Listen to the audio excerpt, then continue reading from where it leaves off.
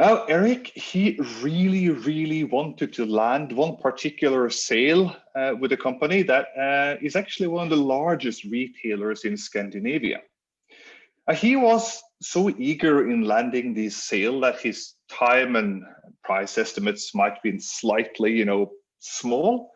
But in any case, the contracts were signed and it was all handed over to me. My role was a project manager. I had to deliver this project. Now, after a little while, we started working on this project and starting to realize that some of these estimates seem a little bit small. Is it possible to deliver within these short time spans? Can we do it within these cost estimates? But I thought, well, Eric probably knows what he was doing. Then Eric quit, so he was gone, and I was left to my own devices. And as we progressed, we started to realize that there is no way we can deliver this product for this price on this time scale to the client. Now,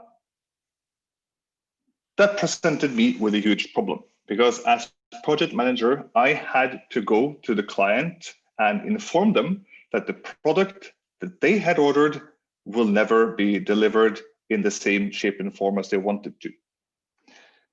And I can still remember sitting outside of the meeting room by myself, about to go into a meeting with one of the largest retailers in Scandinavia and tell them, that product you ordered, you're not going to get it.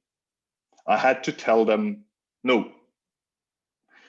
And that's the peak, I think, of my, call it, career in telling people no. And the reason that I'm here with all of you beautiful people here today is to teach you a little bit around my experiences, knowledge, and also what the literature says around how to say no to people and why to say no to people. So quickly about myself. Who am I? My name is Kristian Haakonsen. I have been with JCI for around 5 years. I've had various roles. Last year, I was local president of JCI Innovation here in Oslo. I am currently working in a company called ICAMS, making software for the airline industry, and my role there is development manager. And well, that's really all that's important, to be honest. If you want to know more about me, you can check my LinkedIn profile. What I say is important, not who I am. So let's get started. So for best experience here today, a few rules for how to make this presentation the best possible. First, try to keep your video on. We will get much more social if we can see each other's faces. In particular, if you are going to talk, and I will ask people you are very welcome to engage me during the presentation and ask questions. And if you do, please keep your video on. This training is being recorded. So if you don't like your face, you are free to turn your face to be recorded. You are free to turn your video off. When you're not speaking, please mute. If you're going to have background noises from, I think, 43 people, it will be 44. It will be quite the mess. There is a raise hand function somewhere in Zoom. If you want to ask me a question, please use the raise hand and I will give you the word, okay? And I love to interact with the audience, so please use it. When you're talking, we don't know each other. We're 44 people from lots of different places in the world here. So please quickly tell people who you are if you want to say something, and participate.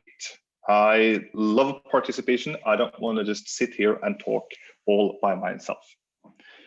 For those of you who don't have the worksheet available in front of you, please check the link first, comment in the chat to download that. You will need it. We have an agenda today, and this training is divided into 2 parts. The first part is the foundation. The original name of this training is actually called How to Say No Without Being an Asshole. And the reason for that, if you just want to blatantly say no to people, you can do that, but you will become an asshole. And that's easy. If that's all you want to be, then course is over, right? But we want to say no without being that asshole. And that means you need to have a foundation before you can start saying no. And the foundation is divided into 3 different pieces. First is trust. Second, I'm going to talk about priorities. And third, I'm going to talk about saying yes. Now, once we have that foundation in place, we're going to go to the execution. And there, I'm going to tell you exactly how to say no. Then we're going to do a little bit shit hits the fan, what to do when you have to say no to a whole bunch of things at the same time, not only just one thing. And then finally, we're going to talk a little bit about difficult people. So let's jump into this, shall we? And we're going to start talking about trust. Many years ago, I had a colleague of mine. He was working in fairly high up in the company. And him and me were working on the same project, trying to change a little bit how a lot of people worked in the organization. If you're going to change how people work in the organization, you need to convince them that this is the right thing to do. You can't just force people to do something. And this colleague of mine, it was his responsibility to convince a large part of the organization to start working in a different way. However, this person did not have trust. The other people in the company, for various reasons, did not trust him. As a result, nobody listened to him. And I watched him helplessly trying to convince others that were just blatantly ignoring him. And I felt sorry for him.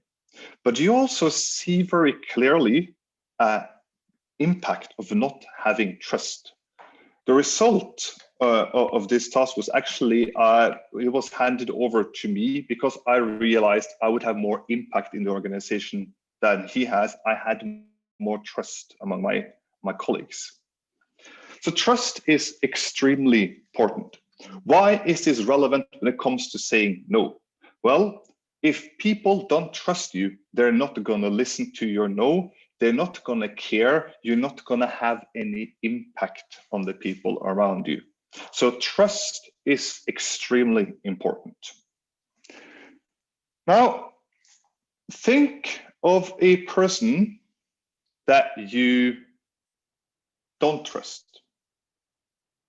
Preferably maybe a colleague, maybe something in JCI, maybe it's your husband or your wife, anyone that you don't trust. How does the relationship with that person feel? And how do you communicate with people you don't trust? How do you get things done with colleagues that you don't trust? How is to work with colleagues that you don't trust? And how much do you enjoy working with people you don't trust? I would like now to have some hands raised if there is anyone that would like to give me some examples on this question. For instance, how is it to work with colleagues that you don't trust?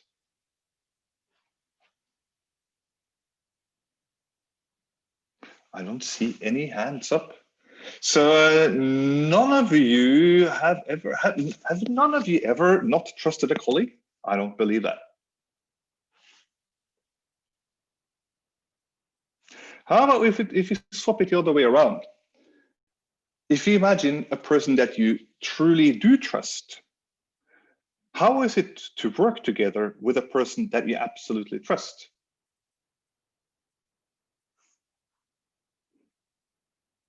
I still see no hands, so I'm going to move on to the next little exercise that we're going to do, because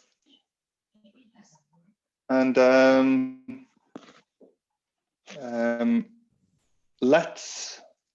Sorry, but yeah. There is a hand. Yay! Cool. Then I will do it in the order you appear on my screen. Anna. Well, I really wanted to help because it's nice to share a good experience. I would say that is very comfortable working with the people that you completely trust.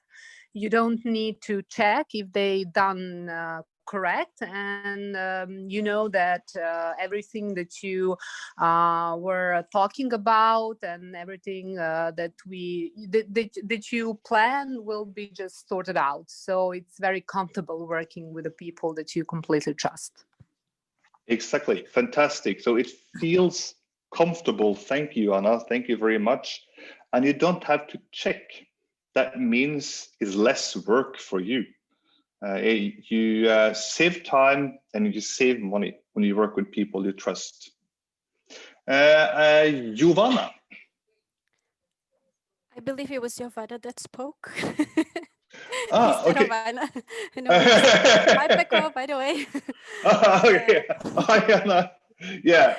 Okay. Then we try with Anna instead. Thank you, Giovanna. No worries. Well, actually, I have a good example. I have two good examples. My previous boss, someone that I trusted very much, someone that I could very easily open up and discuss about just about any topic. He became my mentor. Like, he is my mentor at the moment at work. My new boss is someone who I'm very careful with what I say. I'm very worried about saying the wrong thing because I don't know how it can be interpreted and I don't know how that may affect my future. So it's someone who I won't just open up and discuss just any issue, and I will basically try to actually hide some of the not so nice things that may be happening. I may actually try to fix them on my own, even though I should probably ask some assistance from him. Thank you. Great example. And I'm sorry to hear that your new boss isn't as cool as your old one. It should be pretty obvious to everyone how this impacts work. You said, first of all, it feels negative. You don't communicate properly, even avoid communication. So all in all, the lack of trust is a huge strain on you and also the efficiency of the company you're working in. Mm-hmm. Wonderful. Thanks you so much for the example, Anna. I'm going to have one more example before I will move on. And then let's say, I think it is Ilke. Hello. Hello. Hello, how are you, Kristian? Are you okay? I'm fine. I am very fine. Okay, I'm Ilke Dikici, and I make a connection from Ankara, from Turkey. And I was working in Spain before. And I'm going to give you a better example in any case related to trust. I didn't trust my director before. And you can ask me about relationships. And relationships is something like, what can I tell? And then there is a human in front of me that I don't want to share everything that I have made in my work, okay? And I am keeping secrets about my works to my boss. And communication is something very awful, and I don't want to share everything else with him. And just the things are getting done because we have a target to finish the project in any case. And am I enjoying that you were asking? I'm getting fully stressed, and I didn't want to work with him anymore. And it was like that. It wasn't a bad experience for me in any case. Wonderful. I'm sorry to hear that you also are like Anna in a bit of a tricky situation there, Ilke. Thank you for your example. What these examples show is that when you don't trust, it feels bad. Yeah. Communication is bad. You don't get things done properly. You become very inefficient in working together. So lack of trust translates into higher costs for the company. And when you don't trust each other and you don't enjoy, people don't stay in jobs where they don't trust each other. So the cost of trust is very, very high. Something all of the examples that you've spoken about shows. Now, how trustworthy are you?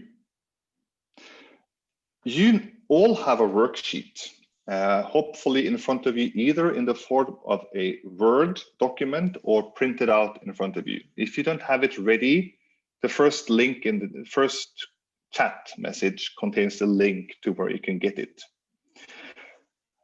We're now gonna spend around 5 minutes, and you're gonna focus on the first page of that worksheet, where there are, if I remember correctly, 12 questions where you can assess yourself how trustworthy you are along 4 different dimensions. You will not share this with anyone, so be honest with the only one that's you're fooling is yourself. The idea here is to make you think a little bit around how trustworthy are you as a person. And I'm going to give you 5 minutes to answer, go through these questions and reflect a little bit on them yourself. There is a sum in the end. And once we've finished doing that, all of us, I'm going to take you through 5 different steps on how you can improve your trustworthiness as a person. So we're going to have 5 minutes of silence where all of you go through and answer the questions in the first page of the worksheet. Kristian, I have a question, quick question. Shoot. On the worksheet, it says, I often have a hidden agenda in my dealings with others.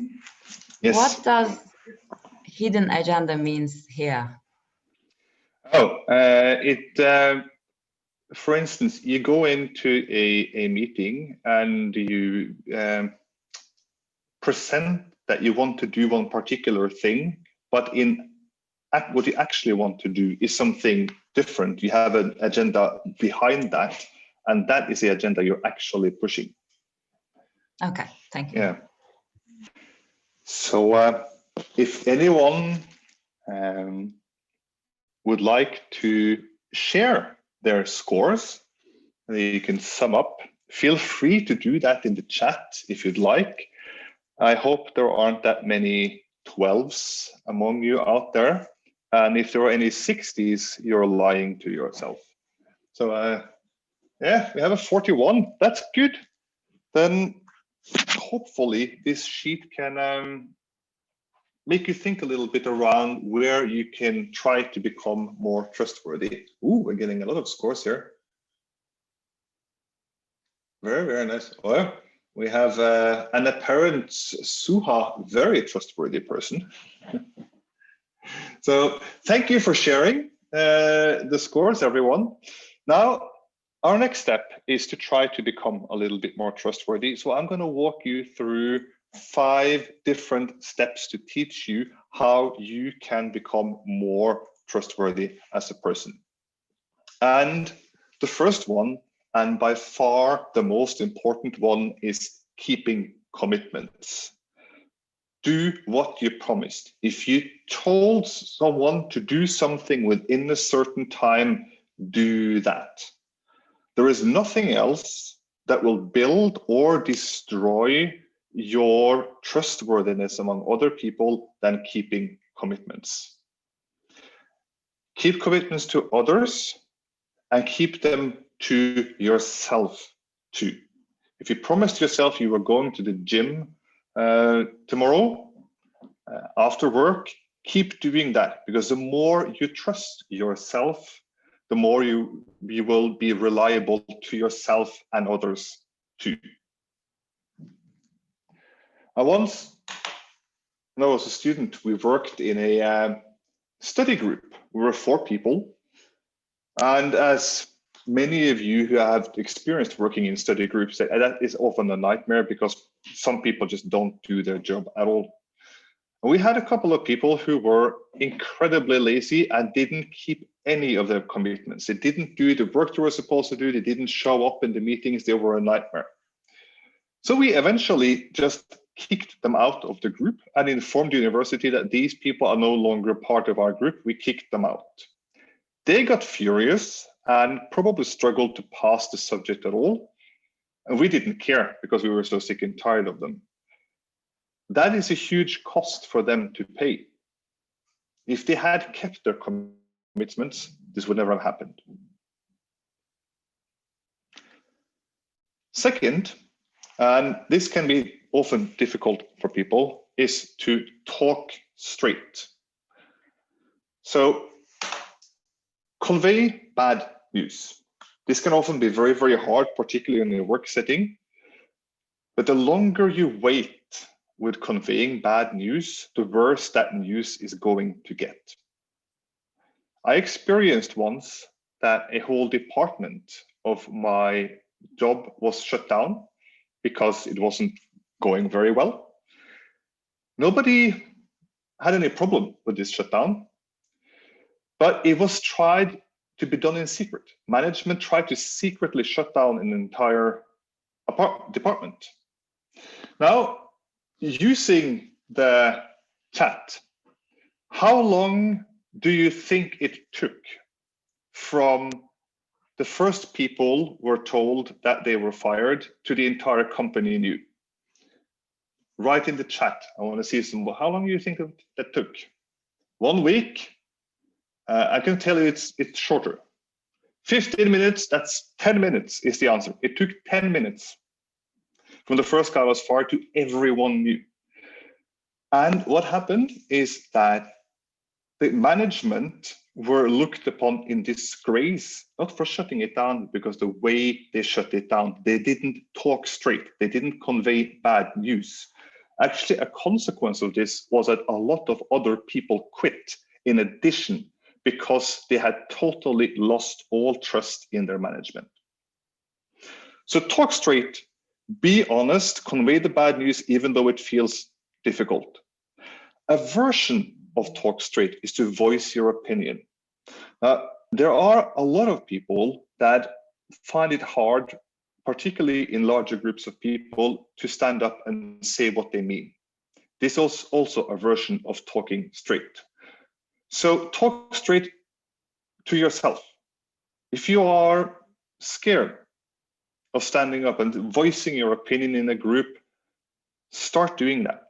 That is also a part of talking straight. And don't have hidden agendas. If you communicate with people and don't tell the real truth, and there is a hidden agenda, something else you're trying to achieve behind what you're doing, the agenda will be revealed one day eventually. And once that's revealed, everyone involved will lose all trust in you. So do not have hidden agendas. We judge ourselves by our intentions and others by their behavior. I am very aware of what's going on inside of my head, and I judge myself based on everything that's bouncing around in here. But when I'm talking to you, all I can see and hear is what you are telling me. So I cannot judge you in the same way. So you must communicate with me in such a way that I can understand and trust you. And that is your responsibility. Next one is righting wrongs. This is painful, but a huge and important trust builder. If you've done something wrong, admit your mistakes. Change your opinion if you're presented with new information. And on the other side of it, if someone tries to correct their mistake, forgive them quickly if they're honestly trying. The best time to plant a tree is 20 years ago. The second best time is today. So if you have some mistakes that go a little bit back in time, and you think, should I fix it, but it's too late now? Well, the second best time is now. The best time is gone. Next best is now. Our next step is to clarify expectations. in your communications with other people, in order to avoid distrust, be clear in your communication and be clear in your expectations. There are a lot of misunderstandings and miscommunications at work that is caused by the lack of clarified expectations. One very good trick to do this is the confirming of commitments. If you're sitting in a meeting, you have agreed on doing something, repeat what's just being said. You said, if I understand you correctly, you want this to do X, Y, Z within the 1st of November this year. Have I understood that correctly? It is clarifying expectations and confirming commitments. Quantify, don't say, let's do some stuff by maybe at some point. Add a date and make sure that your commitments are quantified. Finally, extend trust. My brother actually had an employee that turned out to be, it was very difficult. No matter what, everything was a problem to him. And no matter how hard they tried, this person just found problems everywhere and everything was difficult and nothing helped. Now, it happened that a position above him opened up and they decided to try an experiment. Let's put him in charge of all the things that he complained about. They extended trust to him. And to their surprise, he changed almost completely overnight because he had been trusted and put in charge of the things that he had been complained about. And that is going to reflect back onto you. So give other people trust. When they are given trust, they will trust you. It's often, people are often scared of the feeling like you don't want to give the trust to other people because you're afraid they're going to mess up. Let them mess up and then let them learn from that mistake. It is a nice common trick to allow people to do smaller mistakes, watch them do mistakes. And once they've done the mistake, have a chat. Okay, what happened here? Let's learn from the mistake. Do it for small mistakes. If you're watching your team doing a large mistake, don't do it. Delegation without follow-up is abandonment. Remember this. When you are delegating, extending your trust to other people, follow them up or they will feel abandoned. That should sum up our section on trust. So, 5 ways for you to become a more trustworthy person is keep commitments, talk straight, be honest. If you messed up, correct your errors, be clear in your communication and your expectations, and extend trust to other people around you. So, if you want to learn more about trust, check out the book called The Speed of Trust. It's a bit of a silly name, but it is exceptionally good. And a lot of the material here is taken from this book. This QR code will send you to the book. It is also on your worksheet. Remember, you either have trust or you don't, and there's nothing you can do about it. People will either trust you or they will not trust you. There's nothing you can do about that fact, but you can control which category you're in, the trusted one or the non-trusted one. That ends our section on trust. Now, before I continue, if any one of you struggled to find the raise hand button, you have to open the participants dialog. And in there, you should see a raise hand button at the bottom of the participants list, just in case. Are there any questions regarding trust before I continue?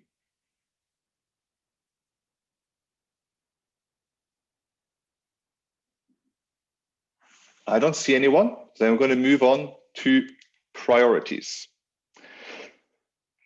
I counted how many sources of information that I have during my workday. And now I have to look at my little cheat sheet here because it's a lot. I have 5 email accounts. I go into meetings where I can get work that I have to do. I have my calendar. I have project tools. I have organizing tools. I get a lot of oral messages, and I have 6 messaging apps on my phone.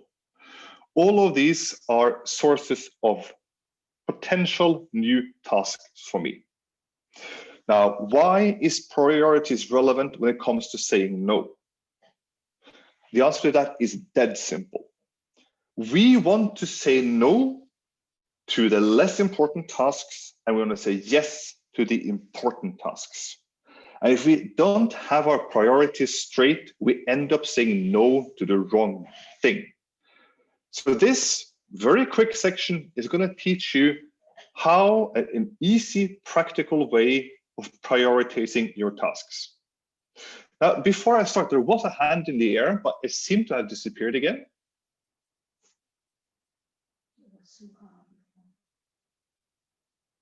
No, I will call that. Wait, there we have it. Suha, go ahead.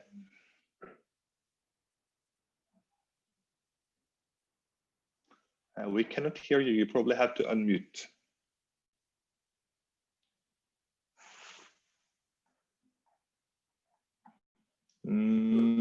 Yes, yeah. My mute and unmute was in a different section, so was the raise hand button. What I want to say about the first section was there is a culture issue. You know, in the Middle Eastern and Eastern cultures, it is not easy to say things very openly or to go against the management. I wanted to reiterate the culture factor. Thank you very much. Yeah, this is very true. There are cultural in Middle Eastern and also in Asian countries going against management is difficult. I don't work directly. I haven't worked closely into these cultures. So I'm not going to give the answer to that, Suha. I'm wondering, are there anyone else of you sitting here today that have any good ideas on how you can actually do this in a culture where opposing management is hard? Are there any tricks, any ways you can do it without doing it directly? And we got the hand from Dila. Actually, I read a book about this, and it was saying there was a very eye-opening example there. It was about a Korean airlines, and because of the Korean and mostly the Asian culture, it is hard to tell what you think to your supervisor. So there has been a very severe airline crash just because of this, because co-pilot detected a mistake, but he was too afraid to say to the pilot. So what happened in just seconds, the airplane crashed to a mountain. So after that, Korean Airlines changed the system, and they became sure about that. No matter what, you need to warn your supervisor if he's your manager or anyone else.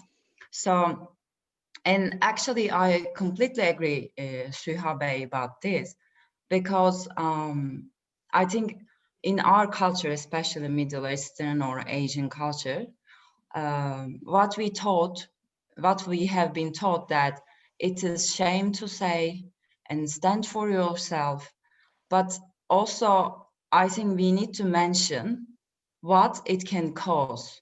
So if if it can cause a big problem, like people are dying or business is going very bad situations, I think it feels easier to say the truth and what you think, because if you see the big picture, you say that if I do this step, maybe I will get rid of very worse consequences.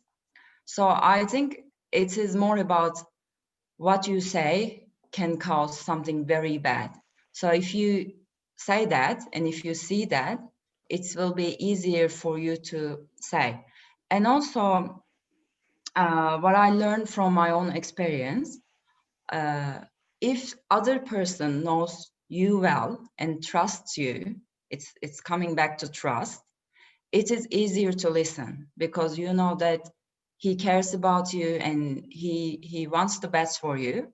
So you listen to them. It doesn't matter if something hurts you, what he says. If you trusted him, it's easier to listen and follow up. Thank you. Thank you very much, Dila. You're actually slightly ahead of me here too, because we're going to get to the section where exactly how to say no. We're going to have a focus on the consequences, and your example was actually very good. So you might pick that up again later. I'm going to move on to, I see there are more hands in the air. I'm going to have to wait a little bit, unfortunately, because we need to keep pace. So I'm going to go through the priorities. So I'm sorry to the ones that got your hands up, but due to keeping my schedule, I have to continue. So priorities. I'm going to teach you a dead simple technique on how you can prioritize all of your tasks. Work, private, JCI, everything. Okay, it's called getting things done. I'm going to go through it briefly through an exercise. So in front of you, on page 2 of your worksheet, I want you to write down all the tasks you have to do in the next 1 to 2 weeks. Normally, I will use post-its for this, but I don't expect everyone to have post-its lying around. If you're doing this in Word, don't worry, you can reorganize the text. If you're doing this on paper and happen to have post-it, write them on post-it notes. Write 1 task per line, because we're going to organize them. And I'm going to give you 2 minutes to write down everything you have to do for the next 1 to 2 weeks. 1 task per line, work and private. Skip simple stuff like go to the toilet and take a shower. You don't need to organize that. Fantastic, guys. You now have written down everything you have to do for the next 1 to 2 weeks. Now, your next step is simple. I want you to prioritize the task for the next couple of weeks. So, my sheet here is used to using post-it. Now, I want you to organize these tasks that you've written down, the most important thing on top and the least important thing at the bottom, giving you a list ordered by priority. If you're doing this in Word, it's a simple copy-paste. If you have written it on a piece of paper, just use numbering instead of ordering. I'm going to give you 1 minute to organize all the tasks you have to do for the next couple of weeks in prioritized order. Fantastic. You're now done, hopefully. Why we do priorities is very simple, that we want to say yes to the things that have high priority and no to the things that have low priority. If we have no priority, it's a mess. We don't know what we're saying no to. And using the chat now, everyone, when are you done working? When is work finished? Is it on Friday, maybe at 4?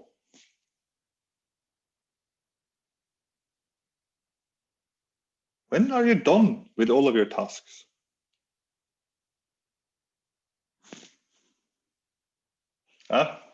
Never. That's very important to know. The number of tasks is infinite. You are never finished. And when there is an infinite amount of tasks that you have to do, prioritizing becomes even more important, because the list that you made basically doesn't have an end. And if you're working on the wrong thing, you are not getting in the right direction. So keep that in mind, the infinity of work. So prioritize. We have now written everything down. We have prioritized, and according to the Getting Things Done methodology that I am teaching you the very basics of now, whenever you have any task popping in, either from an email, from a message, orally, in a meeting, from anywhere, stop, write it down, right? Then every morning, go through your tasks and prioritize them, and start working from the top, doing them one by one. If you follow this very simple way of working, you know you're always working on the most important thing first.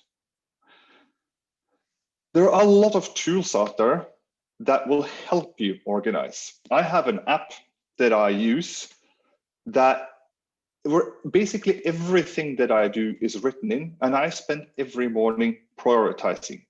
If I'm out walking on the street and suddenly realize there's something I have to do, I stop, I write it down in the app, I forget about it. I spend my energy not on remembering what to do, but actually doing things. There are a lot of tools. I use the app called Todoist, but try Trello, using your calendar, Evernote, whatever you like is important. If you're working in a group, this is even more important to have your tasks organized.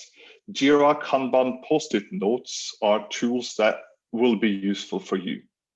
And if you feel that you don't have control over your tasks, I want to learn more about this, there is a video about getting things done in that QR code. It's also on your sheet where you can dig deeper into this. Now, we have our priorities in order, and we are trustworthy people. And now, who the hell is this dude on the screen? Anyone can scream out, unmute and scream out. Who are we looking at?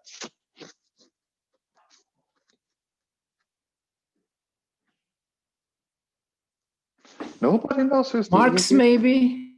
No, but you are in the Marx, no? Nietzsche. Nietzsche, thank you. Who was that? Who said that? It's Nietzsche. Good. Now, Nietzsche, he for those of you who don't, well, most of you don't know him by face at least, but maybe by name, he is a very famous philosopher. And maybe saying catchphrase is wrong when it comes to philosophers, but one of his most famous catchphrase is "God is dead." Now, Nietzsche, he thought that the Enlightenment period in Europe had proven that God doesn't exist. Hence, humans had killed God by science. They had proven there can't be any God. Now, one would think that Nietzsche would be super happy with that and logically trying to prove that God doesn't exist. But to Nietzsche, that posed a huge problem.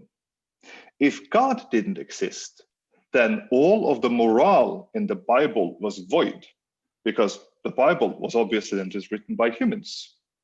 So if you kill God, all morale dies with him. All Christian morale dies with him. And that's a huge problem for humans. What we have to do, said Nietzsche, is that each and every one of us have to build our own sensible morale system. We cannot, if God is dead, stand on a book.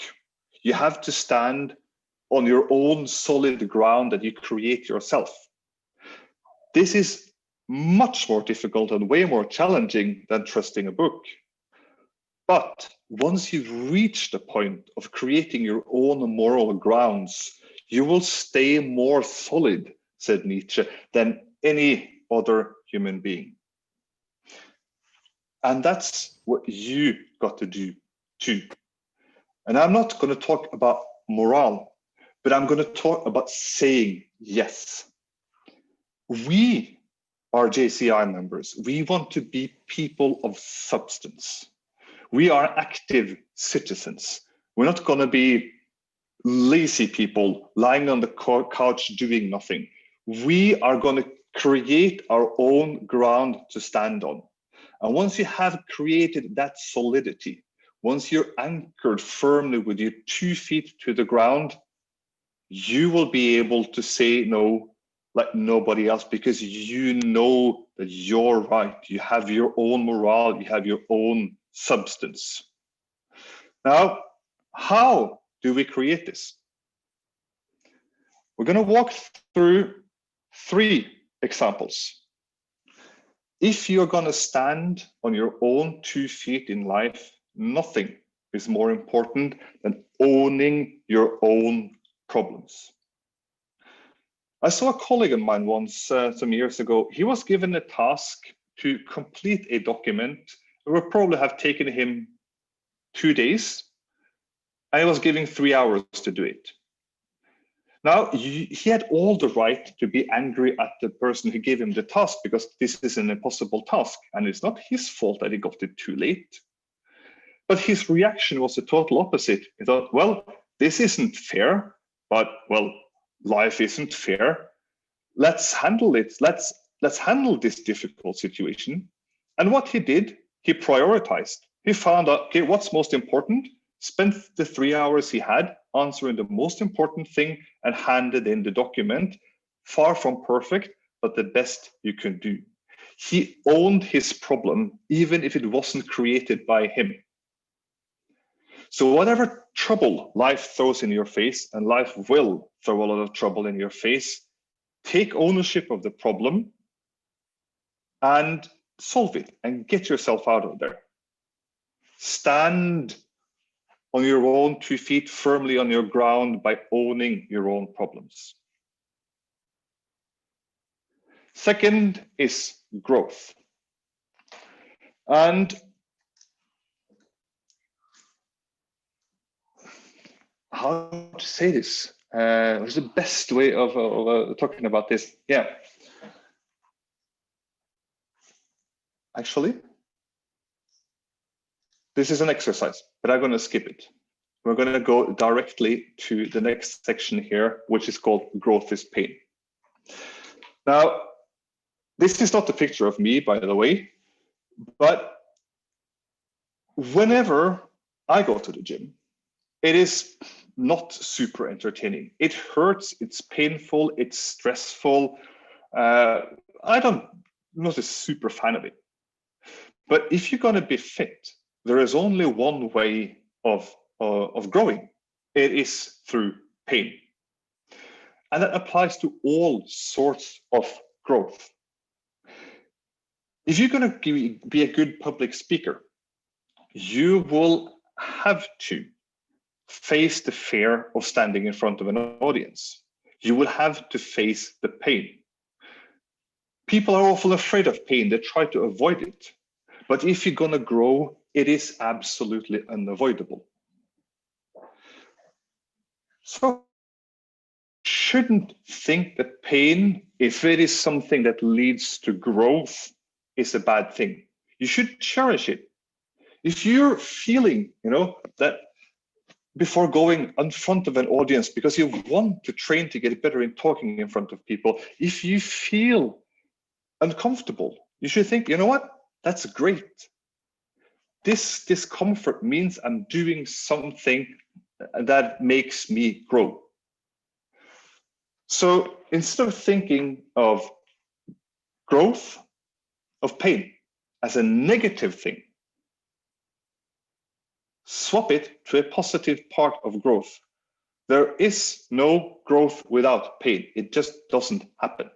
If you want a life without any pain, you will never grow.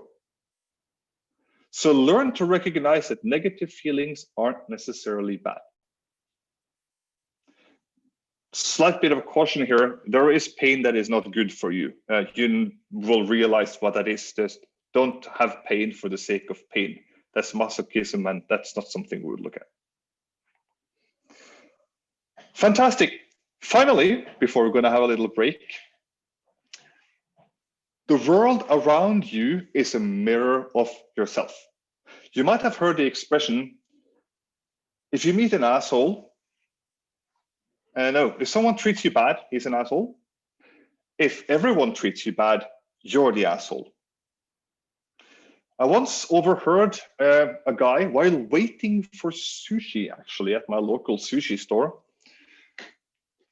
talking. He talked about his life to his colleague. And I was waiting there for around 10 minutes, waiting for my sushi. And all he did was to complain about everyone and everything. He complained about his job, his friends, the food at the restaurant, everything. And he ended up complaining that he didn't get promoted at work. And I was very tempted to walk over to him and say, I don't know you. I've heard you speak for 10 minutes. I can tell you exactly why you're not promoted. Because nobody likes a person who complains. So the life around you, what you put into your life is going to come back at yourself. So the world around you is a merciless mirror of what you are. So say yes, own your own problems. Remember that there is no growth without pain, and that the world around you is a mirror of yourself. If you want to learn more about how the world is a mirror of yourself, check out Earl Nightingale's Lead the Field. The links again in the QR code. If you want to know about a guy who has thoroughly understood and had great success on his own, check out this speech by Arnold Schwarzenegger. He has some amazing advice, particularly around how there is no growth without pain. And if you want to learn more about owning your own problems, check out Jordan Peterson's 12 Rules for Life. It's a brutal book about how you have to take responsibility for yourself. Now, the next slide, I'm going to tell you exactly how to say no. We now have trust. We know what to say no to and what to say yes to. And we are a person of substance, a person who says yes to life, who's standing firmly on our own 2 feet. But before I tell you, we're going to the favorite part of the presentation, which is the break. So I can see it is now 36 minutes past whatever time zone you're in. So we're going to meet again in exactly 10 minutes. So at 46 minutes past the hour. I will be here if there are any questions during the break. Execution part, where we're going to talk about first how to say no, just the sentence you shall use. Then we're going to learn to see how, when shit hits the fan, to say bulk no. How do you say no to a whole bunch of things? And then we're going to talk about how to handle difficult people. Now, this is how you say no. You say, I recommend we do not do X now because we need to finish Y, which have a higher priority. I'm going to exemplify it with replacing X and Y. I recommend we do not start planning the new project now because we need to finish the budget due next week, which have a higher priority. So what we're doing here is we explaining the thing we're not going to do. We're contrasting it or explaining a because why we're not going to do it. There is one word that is absolute key that when you're saying no, and that is to use the word because, not a synonym, but the word because, or whatever translation that is in any other language that you use. That is super important. The reason for this is that psychological studies have shown that using the word because will increase your chances of success. To be honest, I think that when I rejected answering the question about the asshole before the meeting is also a good example, because I used this exact technique. I said that we are not going to do it, and that because followed by a clear explanation as to why. That means that none of you that listened to me were wondering why we didn't have time, making it way more understandable. And when you use the word because, you're also forced to actually explain the reason why. That's it. Very simple. Now, I want to bounce back a little bit to this cultural inputs we had. And now asking a little bit back to the two people involved in the cultural issues discussion, and also the rest of you out there, is this something you could do to your boss in the culture that you're working in? Nobody quite knows, or nobody can find the raise hand button. Yeah, Sarah.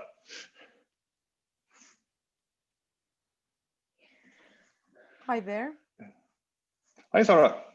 Hi. Significantly agree with the cultural aspect that Ila and Suha mentioned. But I seriously think the because is a good tactique. But together with the because, I think you have to say short sentences and try to put a smile and a joke into it. I've realized that that's my tactique. And how I realized it is when my boss came and told me that he pulled a Banu or a Sarah to somebody else and said, because that's what you do it and that's how you convinced me. So it turns out that that's what I do. It doesn't work on everybody, but it is, I mean, quite universal. It goes quite a way. Absolutely. Thank you so much for your input, Sarah. And we have Fadil. Hi, everybody. On your question, Per, whether I could do this in my work environment or not, I think I am also expected to do so, because I am one of the executives of the company. And when I am having my conversation or dealings with the board, let's say, I am expected to raise my hand and say whatever I feel about the project or the discussed decision or whatever that may be. Otherwise, I am keeping a low appearance and I am not saying what I'm supposed to do so. So in Turkey, in my work environment, I believe it could be the same for most of my, the JCI members here from this country.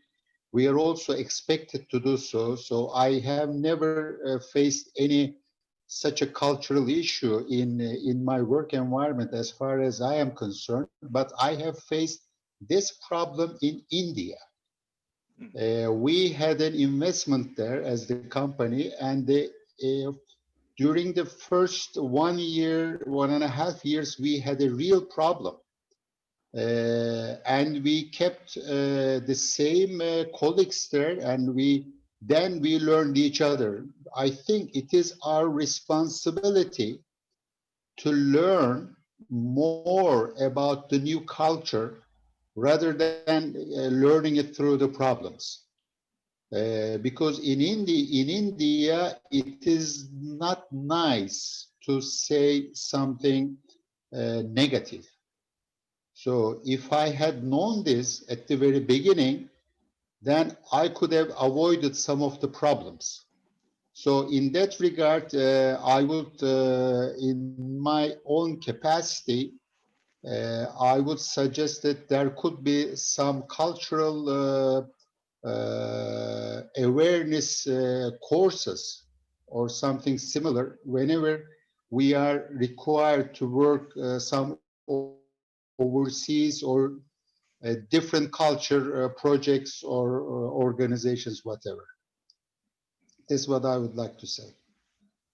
Thank you for that input, Fadil. That was actually two great examples there. First, you mentioned that it is required of you to actually to speak out during board meetings.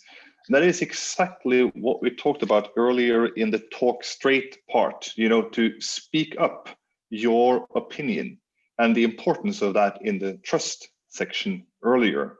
So that's a great example. And you also said in India, it's not nice to say something negative. If all problems and issues are ignored and everyone says yes to everything, it's going to end up in a mess. That's not going to be a functional organization in any possible way. So if it is hard to say something negative, maybe it turns into a question of phrasing, is how you phrase and how you communicate the issue. Because if everyone always says yes to everything, that organization isn't going to last very long. Thank you guys for your inputs. I am going to continue a little bit now. I see there are some raised hands, but again, we will hopefully, when we have finished on schedule, I'll stay on and we can have some further discussions for those of you that are interested. So let's go to the next section, which is called When Shit Hits the Fan. This is the situations where there is just too much to do. And some of you might have experienced this, maybe all of you, where there's basically so much to do, so many tasks at work, maybe also piling up at the same time at home and private, that you feel that you are totally losing control over everything that you have to do. And the feeling of loss of control is very unpleasant and is a common cause of starting to sleep bad at night. This is not a nice place to be. Now, I'm going to teach you a very, very simple tactic that I've used myself on many occasions on what to do if you're in a situation where you're drowning in tasks. First of all, the first thing you do is stop working. Then you write down all the tasks that you have to do within the period that will be relevant to you. You will understand based on your situation, is this 1 week, 2 weeks, 2 days, the relevant period. Write everything down, just as we did in the exercise earlier. Now, I want you to make a rough estimate on how long all these tasks will take to do. And finally, prioritize those tasks. You now have a list of everything that you have to do, say the next couple of weeks. They're estimated and they're prioritized. Now, let's say this list of tasks is a total of 3 weeks of work, and you have 2 weeks. You can now take a marker and draw a line. Everything above that line is what you're going to do for the next 2 weeks. And everything below that line is what you're going to ignore for the next 2 weeks. Now, once you have that ready, there is one final very important step. You have to anchor this decision with your superior at your work. So bring this list into your superior and say, well, these days we're drowning in work, there's too much to do. I have created this prioritized list for the next 2 weeks, and I propose that I do these things that are above my red line for the next 2 weeks, and the task below I will ignore for the coming 2 weeks. Now your superior might have some input. Maybe they want some things moved above the red line, some things moved below the red line. But as long as the amount of time above the red line remains reasonable, then that's okay. It's very important to do the anchoring because you now have your immediate superior's support and agreement on what you're going to do for the next couple of weeks. This is when you start working again. You now have total control of all the tasks. You know you can do it within the time you have. You know that your boss is not going to come and nag you because things aren't getting done. And you know that those tasks below the line, you can just forget about them. This is simple, wonderful technique. And it is very combinable with the prioritization and getting things done that we talked about earlier. So that's it. It is simple. Simple technique. Now I'm gonna stir this up a little bit again. I'm gonna get back to the cultural element. Do we see any cultural challenges here? I see that Sara, you have your hand raised here. Do you have any problems with this technique? I just noticed that I hadn't lowered my hand, but I can still say something though. Go ahead. Not necessarily cultural, but when I was in my 20s with my PhD advisor, I had a similar conversation. She was trying to mentor me, saying, you have to learn how to say no. And at that age, I don't know how, I said, but you know, that also includes me saying no to you. And her answer was, you can never say no to me. What do you do then?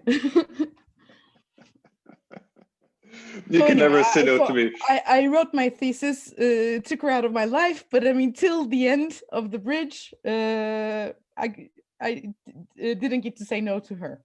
Exactly. Oh, that's nice. Well, if someone tells me you can never say no to me to my face like that, I would very, very early say no to them. And that will be like, we're here at playground level fight between children psychologically, to be honest. If someone has the lack of self-understanding or at the level where they think that the people that are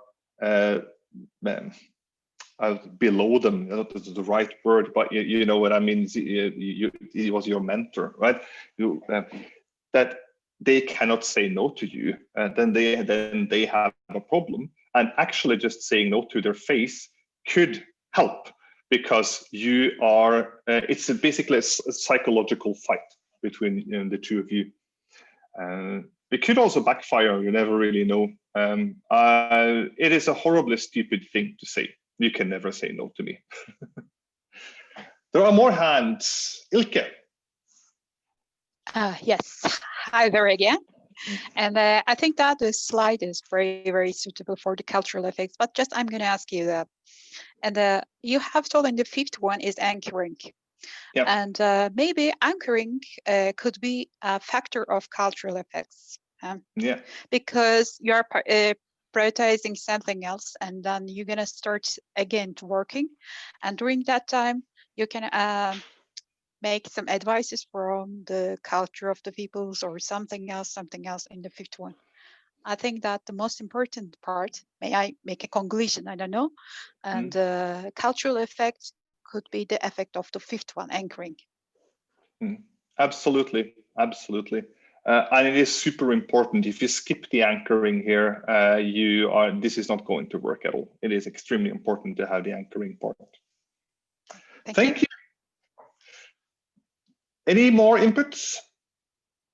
No, I don't see. Oh, wait, we have another hand from Suha. Suha. Yes. Well, let me say that in our culture, there is no straight talk. In Turkey, You cannot do it with your friends. You cannot say your frank idea to your friend. And if you say no to a close friend of yours, they will, take you away from being a friend. Nor in the associations, you cannot go against your echelons, against a chairman of a company or anything. You cannot even tell your ideas, actually. Because I'm a JC, for example, in most of our meetings, company meetings or international trade meetings, I'm the first one to ask a question or make a comment or anything, because I got all of this JCI trainings. But other than that, in a typical Turkish company or a group or an association, you cannot go out and tell no to a decision of a higher echelon. That's what I think. Thank you. Yeah. Well, can I follow up with a question? How does that affect problem solving and productivity in the company?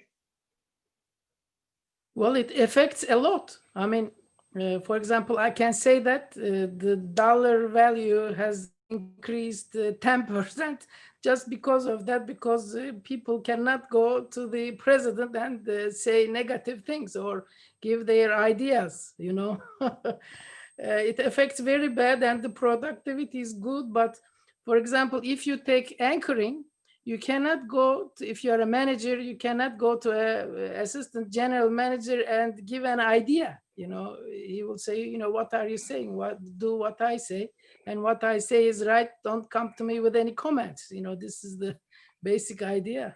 It is. Wouldn't that cause very quickly a situation where there are a lot of unresolved problems in the organization, and in addition, a lack of organizational creativity? Do you agree with that? Well, it doesn't, because people do what their top people say or what the chairman says. And if it is wrong, people do it, and it's an immediate decision. There is no delay. But if it's a wrong decision, it's a wrong decision. People cannot go and say, "Oh, this is a wrong decision. We have to do this right." It's very limited in most of the companies, I can say. Do you think that it's positive for the company that it is this way? Well, it is the culture. I mean, it is, for example, people also cannot go to their father and say, what you're thinking is right. Let's do it that way. This is more efficient, or this is a better way, or things like that. It starts from childhood, and you cannot make any comment or say no to your teacher. And then it goes away like this. It's changing a little bit, especially in the big cities, but generally, I think this is the situation. It's very interesting, because I don't know if other people agree with me. I'm an old person here. I don't know what young people are saying, maybe, so I don't want to take time. Maybe Ilke has some input on it. Yeah. Because, of course, I just will say one thing first. If it is absolutely impossible, even if you wrap it in the nicest of packaging, your way of saying no, then you are going to have a very inefficient organization full of problems, then lack of creativity very quickly. Yeah, Ilke, go ahead. Yes, I just want to add something else. And that leadership is something like infectious disease. And the problem is not coming from Turkey, I think. This is coming from the leadership. That what I have seen in Spain, for example, different from Turkey, Germany, and France, and because I have been working there. But when the first time I go to Spain, and in my company that I have been worked, and nobody says to the managers, no. This is an interesting culture, but when you are looking at Spanish people, and they're very honest, and they can open-minded, and they can say everything else, but in that company, nobody says to the boss no. And I have been really shocked, because I come in a culture and in Turkey, and not to tell anything else as a no to your bosses, as they have mentioned, but in Spain, in the company, it was like that. I think at the end, I made the conclusion that leadership is an infection disease, and for that reason, when the leaders are like that, it's coming to like disaster, you know. You know, if you that sounds ridiculous, to be honest. What the situation you're talking about here, but you know, if you're working, as I'm assuming most of you are doing now, in knowledge-based jobs, right? You hire people as a manager for their knowledge, for what's in their brain, right? That's why you hire them. And you have to use that. You, as a manager, have to empower your employees to do as much as possible, to enable them to use their brains to solve problems, to be creative, to create value for the company. And you as a manager to facilitate this process. If you as a manager think that I know everything and I'm just going to tell my little minions when to jump and when to sit still, you are wasting the talent of all of your employees, because that's not why you hire them. They're not brain dead little monkeys running around jumping when you say jump, and you've wasted their talent. So it's a total misunderstanding of what management actually is about on a very basic level. If you cannot say no to your manager. I love when people oppose me in general, and having discussions and having an environment where the employees are free to voice their own mind, having a culture at work for openness to say your opinion is very important. And if you are in a managerial position, creating that culture of openness is very important.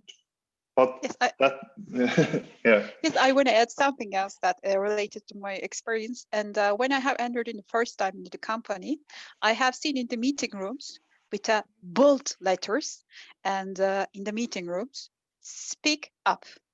I didn't understand why every meeting rooms has the speak up. And as after that, I got their culture in that company, because nobody wants to speak up due to the no effects, you know. But this should, like, if there's signs saying speak up around the office, that would be this is a scary sign. It's like all the countries that have the word democratic in their name, they're the least democratic ones of them all. So it's a bit scary. This has been a good discussion. I'm going to move on to the last section, which goes about handling difficult people. And here I'm going to do a bit of a twist, a decision I made yesterday evening, actually. I have been thinking there are two types of difficult people in this world. One of them is everybody else, and the other one is you. We have time to dig into one of these people for the remaining 20 minutes of our session. Either the other side, the difficult boss scenario, which is the original part of this course, or we can dig into the other difficult person, yourself, and try to look a little bit at the emotional and psychological mechanisms that lies behind the fear of saying no. That's a little bit more experimental. I don't even have slides for it, but I have prepared a little bit. So then that will be jumping into the unknown. Now, I would like to have a vote here for which direction we should go in. I don't know if there's any sort of voting option, so I will just use the raise hand. So first, those of you who want to follow the original track of how to handle difficult other people, where we'll talk about how to handle a difficult manager, use the raise hand button now, please.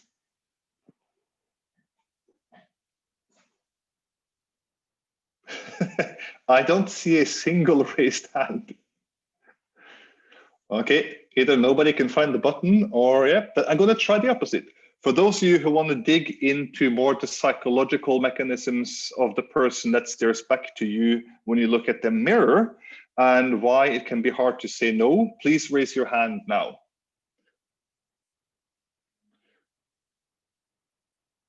That is a pretty overwhelming digging into your own brain answers. Fantastic. Then I'm going to, let's see here now, gonna get my little unprepared, I'm going slides here. So, first of all, sometimes when I'm in courses, I am presented with these abbreviations to make you remember certain methods, like for instance, rows, and every letter in that abbreviation means something that you're going to instantly forget. I really don't like those. So I decided I'm going to make my own abbreviation that you won't forget. We'll get back to that. Now, you need something to write on because you're going to be thinking a little bit on your own here. We're going to go through this process by me talking and you thinking.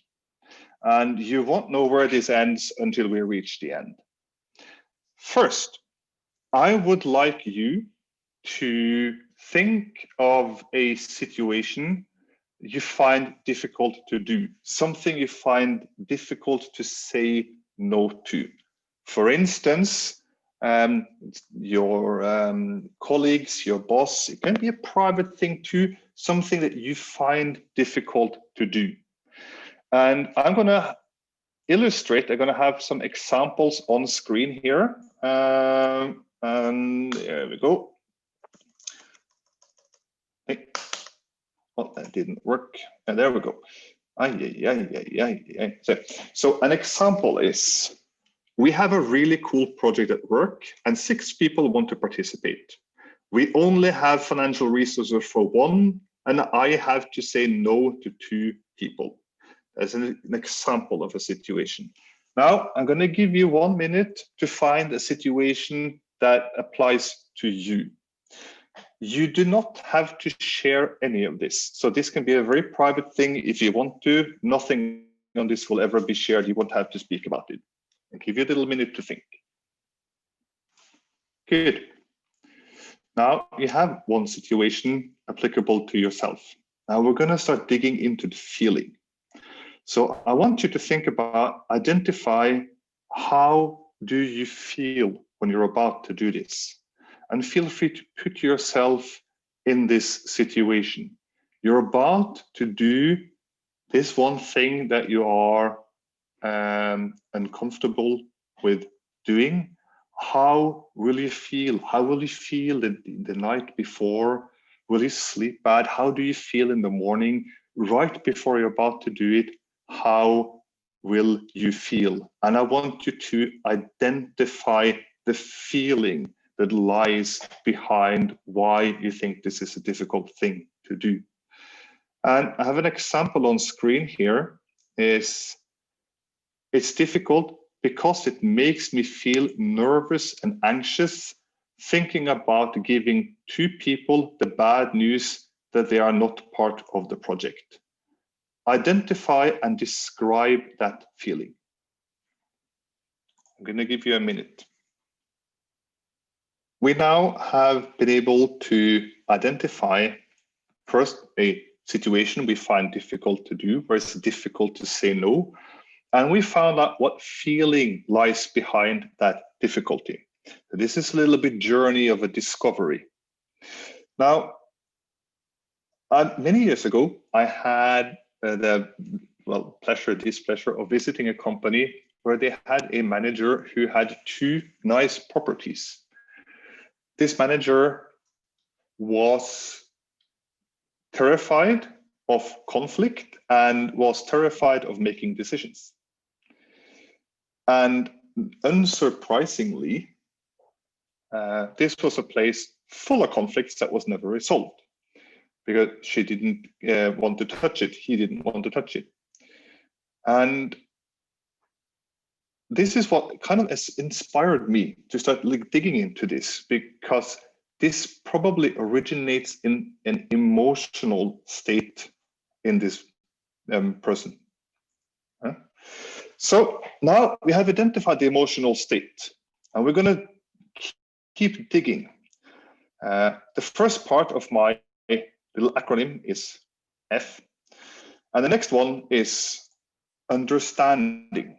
And this is not any exercise that we're going to do. This is acceptance. Feelings that arise in you or in any human being is totally outside our control. There is no human who can control a feeling arising within themselves. You can control a reaction to the feeling, but not the feeling itself. Therefore, judging your feeling is utterly meaningless. There is nothing you can do to stop the feeling from arising. So, the U is understanding. I want you to accept 100% the feeling that you get when you are about to do something you're uncomfortable with. And I want you to give yourself the freedom to allow that feeling to live. Do not ever suppress the feeling.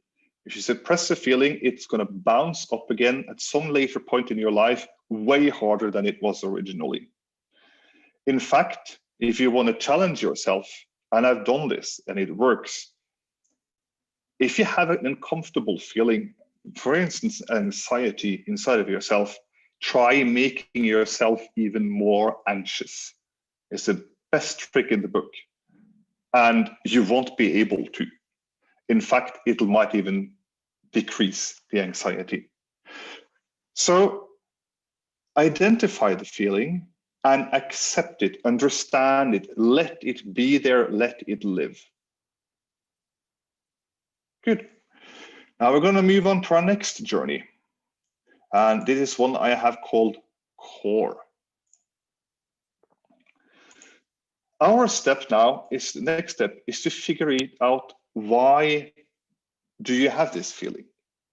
And now we're going to move away from the emotional part and into the rational world.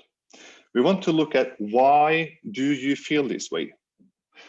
Why, in my example here, do I feel anxious when I have to say no to two people? So identify that superficially. Write down, why do you feel that way? And we'll start with that. I'm going to give you 1 minute again to reflect. Great. Now we're gonna, as part of the getting to the core part here, is to try to do a classical infinite why until you find a moral principle. It shouldn't be that. We want to ask the question, okay, we identify why we feel this way. Now we're gonna keep asking ourselves why until we find an underlying moral principle at the bottom here. And I have exemplified this here. The problem is that, I'm just using this as an example to illustrate, I feel nervous and anxious because I know they will be disappointed. This is why in my case. So I ask myself the question, why don't I want to disappoint people? Because it makes them sad. And I keep asking why. And I keep the why focus on me because I'm digging into my moral principles, not the external party. Why don't I want to make people sad? And I end up with the answer, because I think it's wrong to hurt other people's feelings. And that's a clear moral principle. So I want you to keep asking yourself why. If you don't find any moral principle, rephrase your whys. Maybe you're focused in the wrong direction and focus the why on yourself, not the external party, until you find the underlying moral principle. I'm going to give you a couple of minutes to do that. Great. We're going to move on to the last step, honesty. And this reflects quite a lot back to the part about trust too. Being 100% honest with yourself. Do you think this is the right thing to do? The thing you're going to say no to, the thing you're anxious about. And you have to be really bloody honest with yourself. Listen to your feelings, listen to your intuition. Is there some tingling thing in the back of your head that's kind of making you feel like, yeah? Listen to that one and then dig into it. Is this the right thing to do? I'm going to give you 1 minute to think about that. And that's the end of our little journey. Now I'm going to sum up in my example where we started to where we got. We have started with an anxiety of something that we are afraid of doing, and we have identified that we're scared of it. And we have agreed to accept these feelings and that they are okay, right? We know which moral principle underlies that feeling. So we understand on an emotional and on a rational level why this is making us feel the way it makes us feel. Yet we have, honest to ourselves, found out that this is the right decision to make.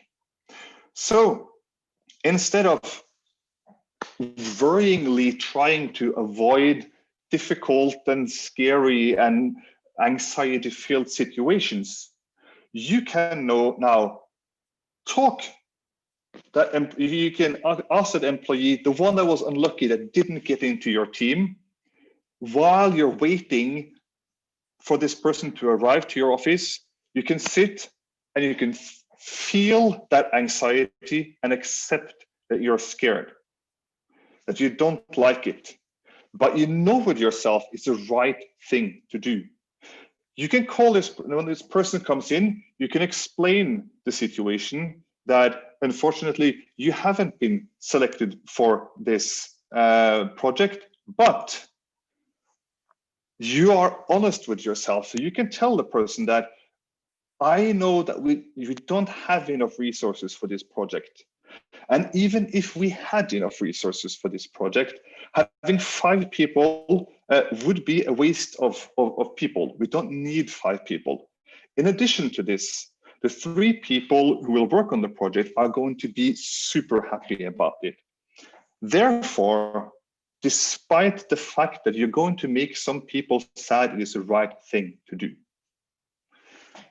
You understand yourself emotionally. You have digged down into the core.